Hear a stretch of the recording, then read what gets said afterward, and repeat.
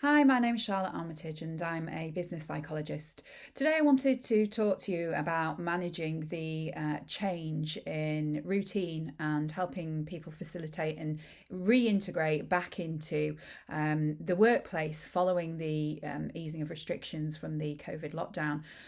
We have to appreciate and remember that we are expecting some really significant behavioural changes from people in a really short space of time, and we would never normally expect people to adjust and adapt as rapidly as we have been expecting them to adjust and adapt over the recent months.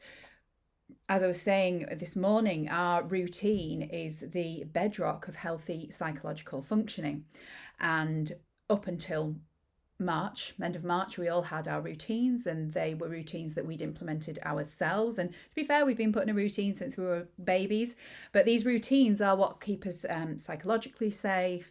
And we know where we are. We have a stable footing, we have a stable grounding, we have an understanding of a world around us, which at that point was stable. And our lives are based on that, which helps us to stay mentally healthy and mentally well. Then the lockdown happened, and all of a sudden the environment became really unstable, really unpredictable. Day by day, we didn't know what was happening. People were having to adjust. And this had a really significant impact on the psychological well-being of people. We all know about Maslow's hierarchy of needs, and right at the top of that hierarchy is self-actualization, and at the bottom of that hierarchy is meeting our basic needs. And without our basic needs being met, it's hard to function on self-actualization or work and that type of thing. And what happened when the lockdown was implemented is that we fell to the bottom of the pyramid. Essentially, our resources psychologically were being utilized to ensure that we were safe and that we were going to survive and that we were well, because there was a real threat to life posed to us at that time. We had to readapt our working routines, learn to work at home amongst children, and homeschooling and becoming teachers and being around the same people all day long, which in itself is unhealthy and unhelpful for your relationships as well. It's not healthy to spend that much time with anybody at all, especially when we'll have a fundamental level of anxiety about the situation, whether we're aware of that or not.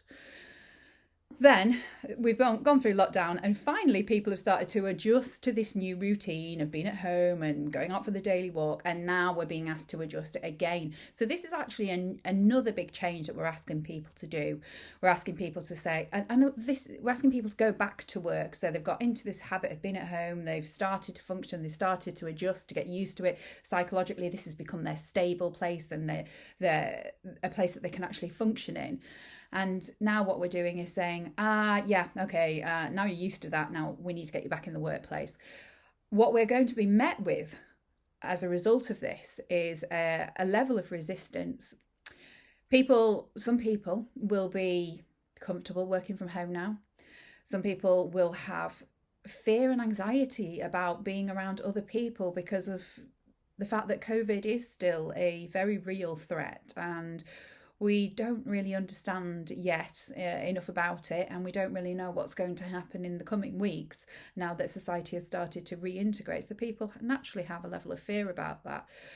As an employer, the most important thing that I think that we need to do and we need to be aware of is that everyone is reacting very differently to this situation. Some people perceive this as a significant threat, and as such, they're just focused on survival. Some people use work as a defence to cope with any psychological distress. So some people will be on the ball, very astute and getting lots of work done. Other people will find it really hard to focus and to function because they're so anxious, and all of their psychological energy is going into helping them to maintain some sort of level of psychological stability throughout this.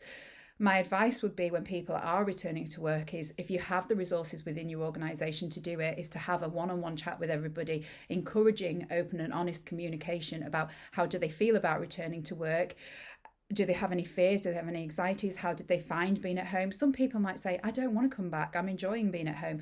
They need to be able to be honest with you. And I think that as an employer, we need to be able to receive that information and put in place what we can to facilitate that transition back into the workplace as seamlessly as possible without causing psychological distress.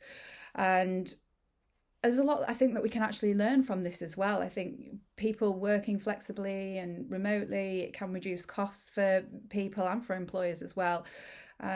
So when everyone is back together and everyone is allowed to be in a group, having a roundtable discussion about it within your organisation about what did you find worked working from home and what didn't work working from home, what changes are we going to make as an organisation.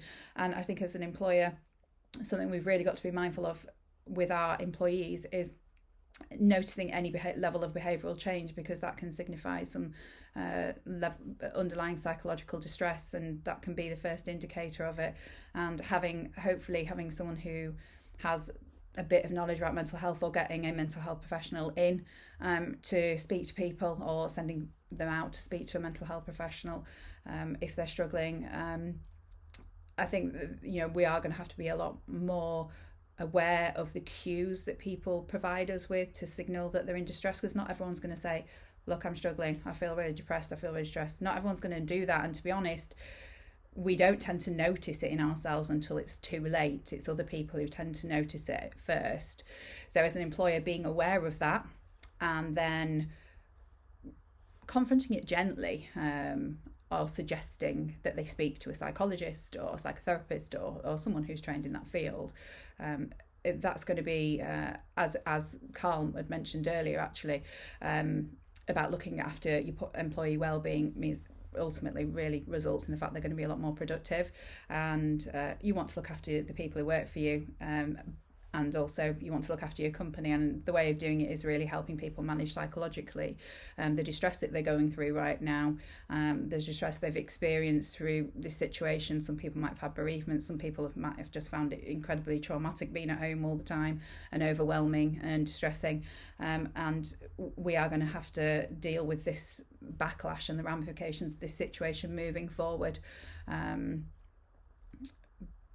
And I think that being aware and being as astute, I suppose, and being as mindful with our employees is going to be the best way of helping this transition be as seamless as possible.